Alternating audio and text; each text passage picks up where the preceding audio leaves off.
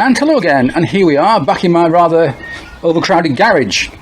And today's a good day because a large parcel has just turned up from Z Power, full of parts for the Z1000A1. No room in here, so let's go out on the drive. It's a very hot day today, actually, a very sunny day, and I'll open the box up and we'll see what I've been buying.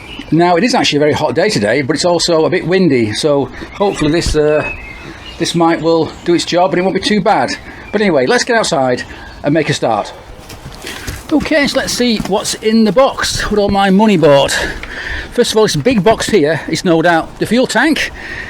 Z1000 fuel tank all the way from Japan. That was just over £400. That's a lot of money, but when folks want £200 for a rusted out, dented piece of crap on eBay, it's a bloody bargain. So let's see what else we've got here. Oh, lots and lots of packing. Ooh. Oh, I see everything's carefully boxed away. What's that? Oh yes. Cover, engine cover right inside. Yeah, I want that. What's this one here? Very light, wherever it is. I forget actually. There's no sticker on it. What's in here? Oh yes. Side panel. In the end, I went for a original Z1000A1 side panel rather than the earlier and prettier Z900 side panel. Sadly, they didn't have the other one. They didn't have the other side, so I've got to wait God knows how long for that one to arrive, or at least to be in stock.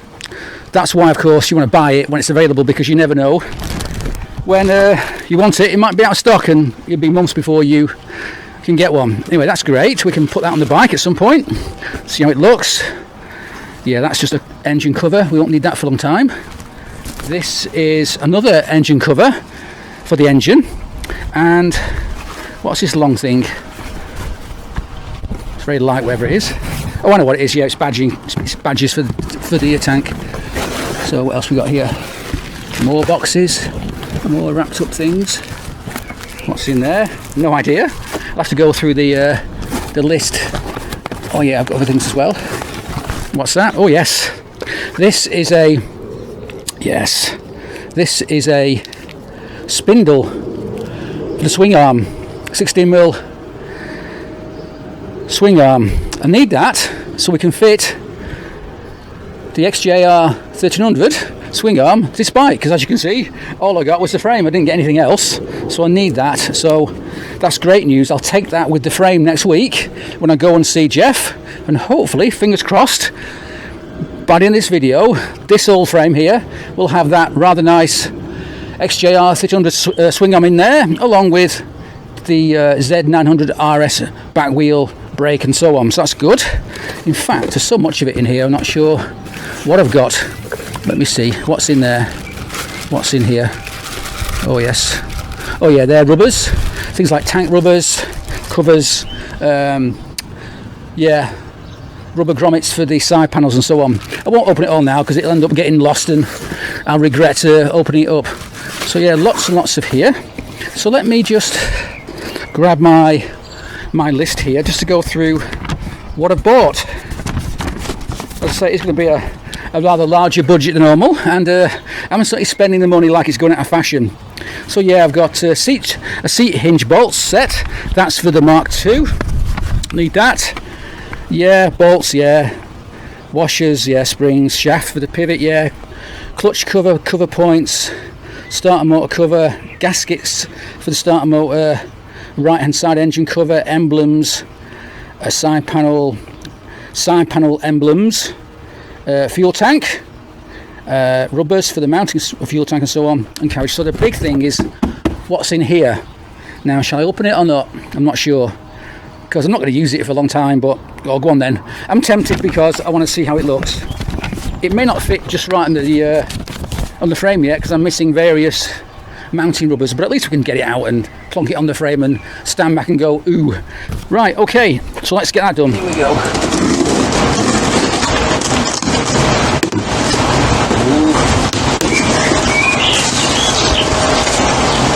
Isn't it? It's very nice. Be careful with this. Now, I don't have any other hardware for the tank yet. I don't have a fuel cap, petrol tap, anything like that, but what I have got is this, and it's brand new all the way from Japan. I better not drop it. I won't even unwrap it, I don't think, it's not worth it. Let's say it's just over £400, brand new, and when you think that folks want £300, £200 for rusted out pieces of junk and dents in it everywhere, this is a bloody bargain. I'm really happy to have it. So I think we'll pop him back in there for now. I don't want to risk dropping it or things going wrong, and that can stay in here nice and safe. And now, as you can see, I've got the ducktail in place and one side panel. I don't yet have the other side panel because it was out of stock, so I've ordered it and it turns up whenever it turns up. Got a tank now, so all I need next probably is some kind of front mudguard. That comes from a Z900RS, of course. I've not got that yet, but I'm looking for one on eBay.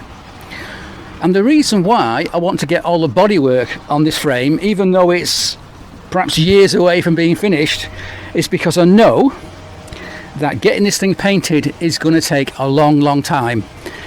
I'm going to get Mark the painter to paint it, just as he did for my Gussie project and the 1170. He did a great job, but like all good painters, he's got a huge queue of customers waiting for work.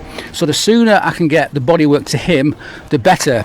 Even though it might take from now until Christmas for him to paint it, that's fine. At least it's out of my way. Right, so that's that. So we'll now continue this video when I've got the frame over to Jeff's workshop in a few days' time, when we shall attempt to fit the now modified XJR1300 swing arm and Z900RS back wheel, tyre and so on, along with the little Brembo rear caliper. So join me over at Jeff's in a few days' time. Phew, right, here we are back at Jeff's workshop, squeezed in the corridors as it were, and got the Z1000A1 frame here. You're holding it securely. I've got the now modified XJR1300 swing arm, narrowed at the front there, and we're going to check it out for size as it were. And guess what? I think it's going to fit. What do you think it's going to fit? Yeah, look at that. Got a bit spare now because we do have to add the dust covers, don't we? So well, that's ideal. Yeah, then it can be shim. Yeah. I mean, it's the old-fashioned way of doing it. Yeah. But what is not so easy, so that's good news, but not unexpectedly, because I'd read about this when you're trying to fit these wider swing arms from Japan. And they say, if you fit into this sort of frame, you will, or you may have to, which I think means you will have to, chop off these rear pillion mounts because they hit the swing arm. Now, as it is now, it's far too high, but if you try and go lower, you know, it's just not. It's not going to work. It's not going to work. So they're going to have to come off. Yeah, going to have to come off. Which is okay. Which is okay. You probably find save a bit of weight. And well, are you having this as a dual seat? Oh, well, yes, it will have a dual seat, but they won't be having pillion pegs. Pillion, yeah. Because I don't tend to carry pillions. No, not on these special bikes anyway. So the only reason I need one of these, in fact, that one, is exhaust. Hang the exhaust from. Again, not really a problem because we can even make our own mount. We weld lugs and make an aluminium hanger. Yes, we can replace it with that. Yeah. On one side. Or another job then is to chop these off before we do anything else. Right. And that's also a good reason why you never ever get a frame like this powder coated before you've done a full dry build. Because you imagine if I got this powder coating and thought, oh my god, no, I've got to chop it off. You're wasting £200 on powder coating. So yeah. But that's good. Now I've also brought you a spindle. A spindle, so we can get that and put this in here. I'd be careful because when I'm putting it in, it's going to scratch the paintwork. So yeah, that's good. Now Jeff hasn't yet started to make the billet bracket to hold the Brembo. I have. Have you? Have you? Oh, okay. Correction. He has started to make the bracket for the Brembo rear caliper.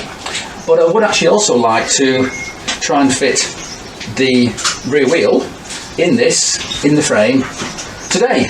Clearly it's not all finished yet, but I just want to sort of stand back and look at it and say, yes, I like that, or no, that looks horrible, make a mistake, let's make a big change. Right then, so without further ado, we're going to start to desecrate this old frame. Okay? We're going to cut off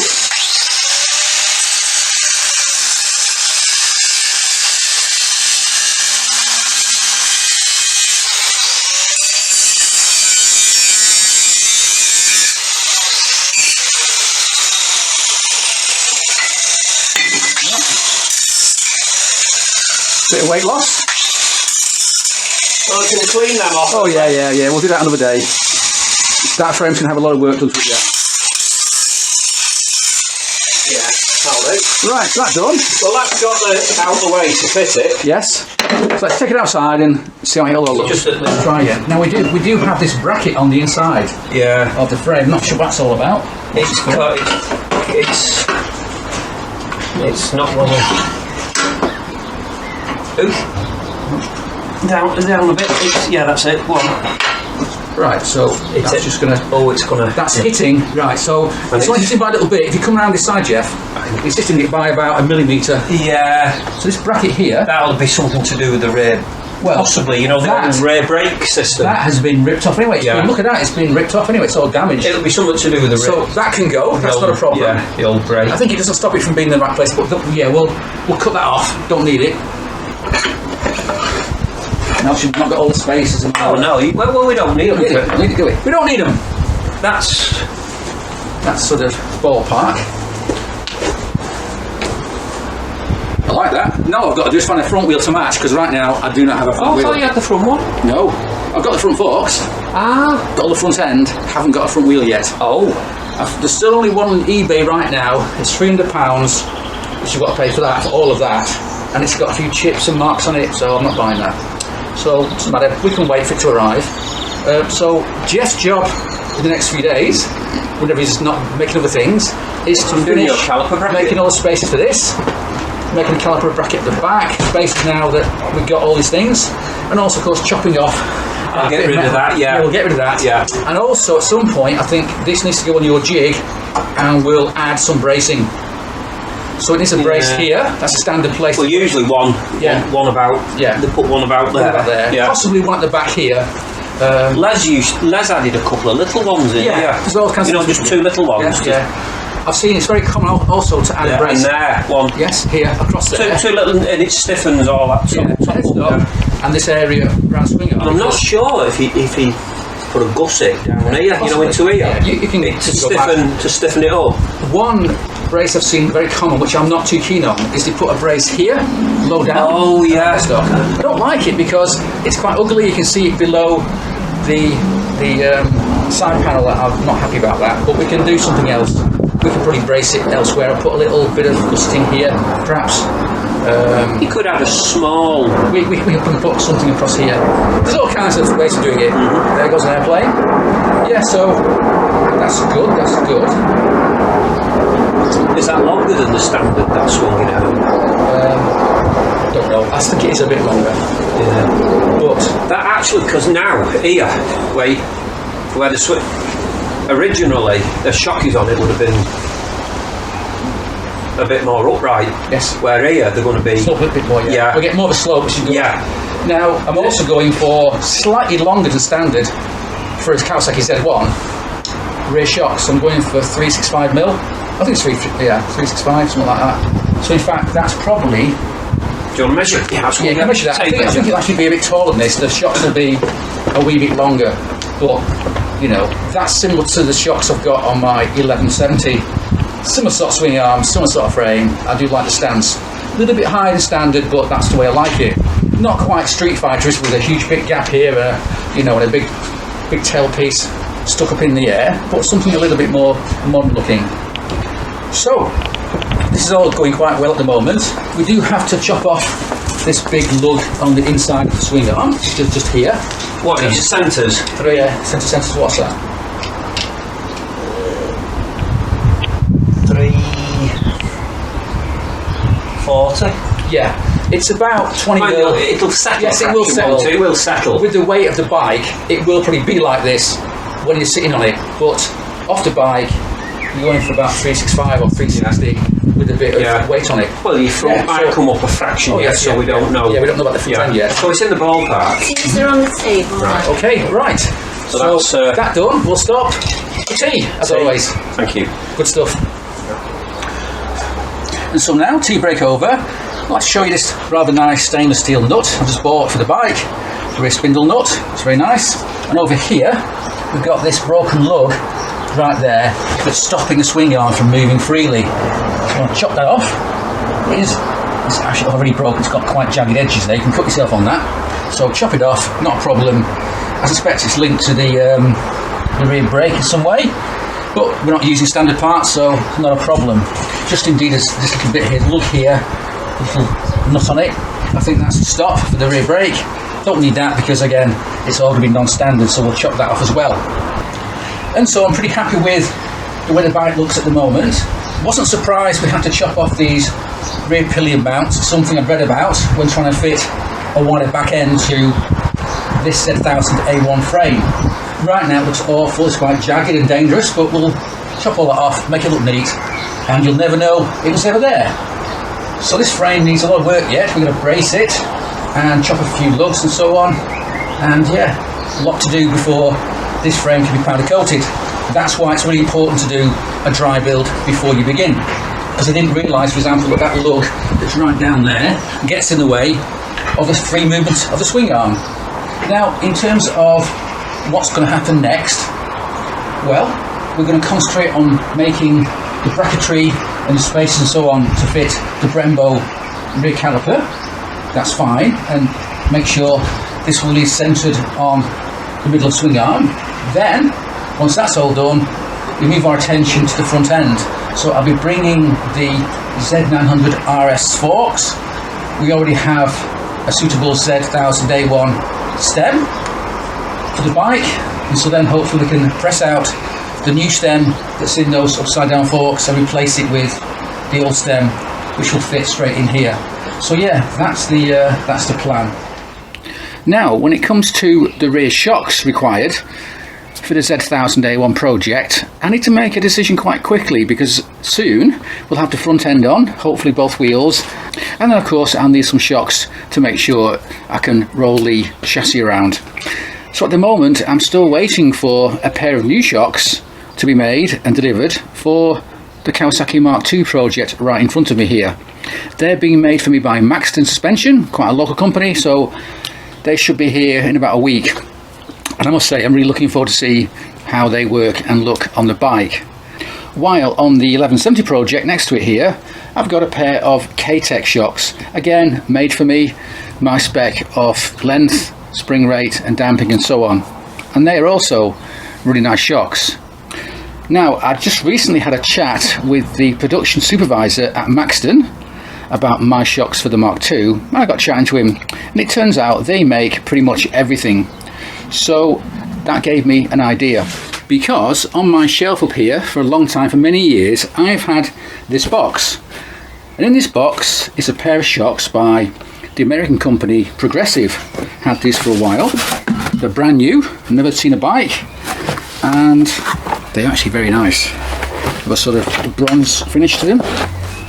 Yeah, so they're very nice, and I wanted to use these for quite a while, but the reason why I haven't is because the eyelets here, top and bottom, are very small. They're too small to fit any other bike I've got.